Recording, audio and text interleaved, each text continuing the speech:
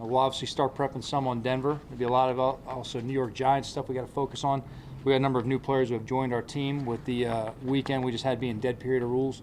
There's a lot of guys who haven't had a lot of experience in things we're doing. So today's important to get guys caught up vocabulary-wise. Just get them on our alphabet, understand what we're saying going out there. Give them a chance going into next weekend, see if they can compete, get to the game. So that being said, I'll open up any questions you have.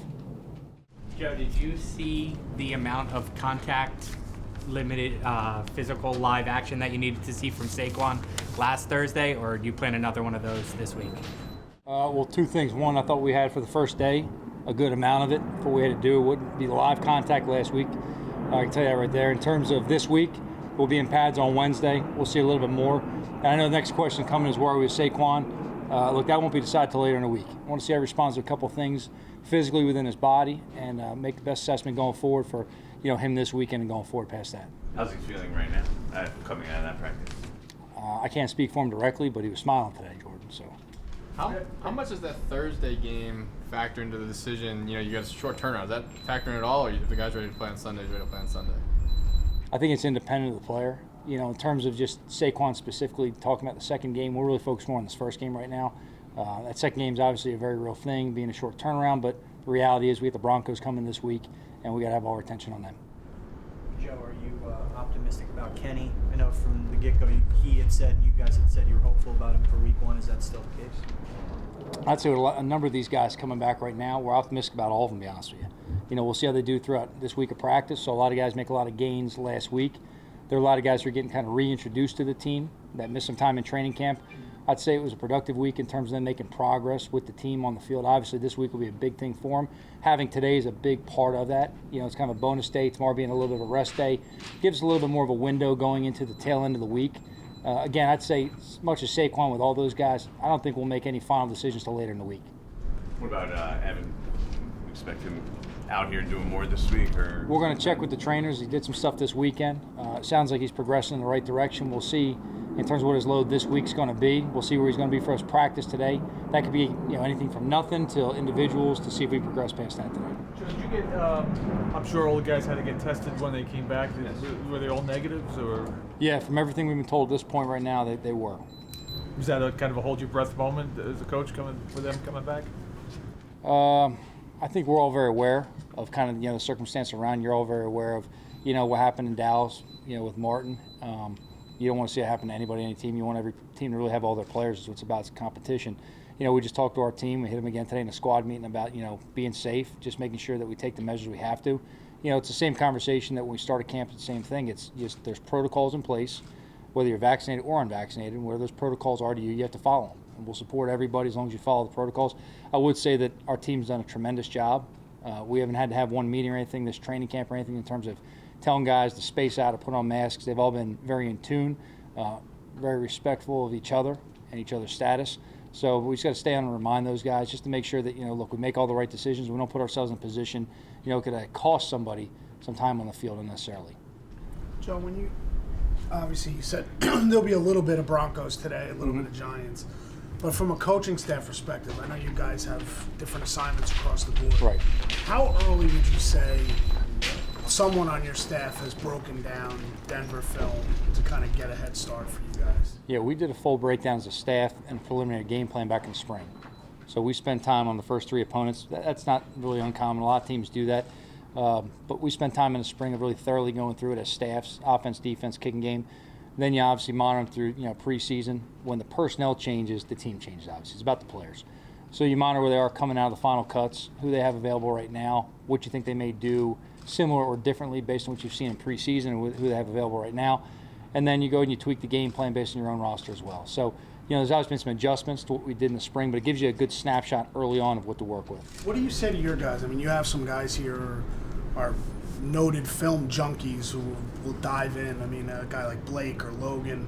Do you want them to hold off a little bit before they dive in, or are they the kind of guys that you think are diving in just when the coaches are diving in? Well, I think they're diving in. Now, I can't say any of the players are watching these guys back in the spring. We haven't talked about any opponents outside the Giants, all right, except for preseason opponents, until now, really. So I think this is the right time for these guys to start working through tape. You start out with some cut-ups that apply to you, and then watch some games that are familiar to what you're going to do. This offense against schemes that are similar to what you run. This defense, same thing, against schemes that you may run. So you want to go ahead and see how they may call the game, how they may adapt, what they've done in previous exposures against coaches on your staff. So take all that into account, and then at the end of the day, it's just about getting the right information to the players and boiling it down to what we're going to do as a game plan. But I would expect our players to be watching tape, really starting today and working through the week. Joe, from a big picture perspective, obviously there's a perception out there among some national media that you guys are not going to have a great season. The expectations are not high. I know you don't pay attention to it and you tune it out. It's probably hard for some of your guys to not pay attention to it. Are you okay with these guys using that as motivation? Would you prefer they not use it as motivation when they see it, or how do you feel? Whatever you got to use as motivation, go ahead. If it helps you, it helps you. I mean, look, we got to worry about what we can do inside the building to affect the results on the field. The noise on the outside doesn't really affect anything we do internally. Joe, what was the biggest lesson you learned about being a rookie head coach, and being a rookie head coach of the New York Giants in this market? Just big picture-wise, I mean, look, I could talk for 30 minutes about this. Look, I think it's important just to kind of show up every day and just do your job and prepare the team. And it sounds really generic, but that's really what it is. If you start to pay attention to all this stuff on the outside, as we just referenced, that's just going to deter from your own preparation of your own team. The thing is, things that are important is showing up, knowing the opponent, knowing your own roster, communicating what you want done on the field, talking with the players, correcting mistakes, and getting ready for Sunday. Joe, when the doctors tell you somebody's ready to play, does that ever mean he's good for 20 plays, or if he's ready to play, he's good for the whole game? Yeah, to me, look, I can only control volume. I can't control intensity. Now, you may manage somebody's reps, based on practice or game, whatever it may be. But to me, when a doctor says someone's healthy for a game, you've got to be healthy to play. That to me, you only take a limited number of guys to a game. So if a doctor says someone's good to go, they got to be good to go for us. Joe, from a generic perspective, as far as the roster is concerned, how close is it to the expectations that you set going into the season for what you want to accomplish?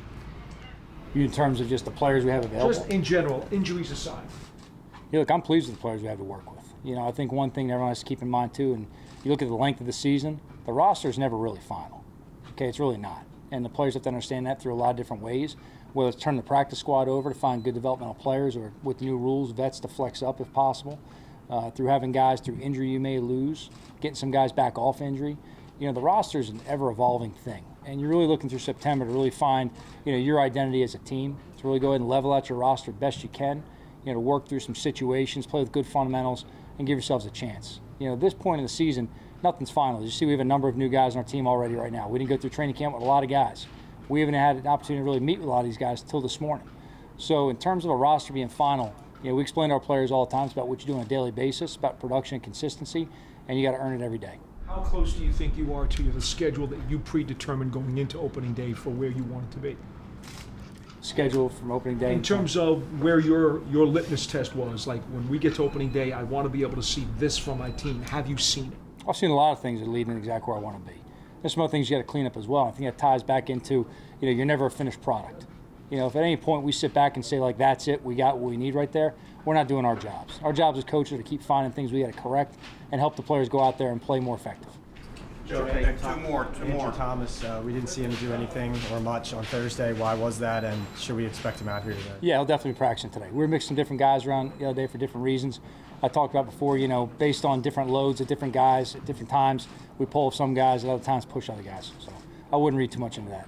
Externally, with your offensive line, there's a lot of concerns about how good that unit's going to be. What would you say provides you optimism with that group? The way they work and prepare every day.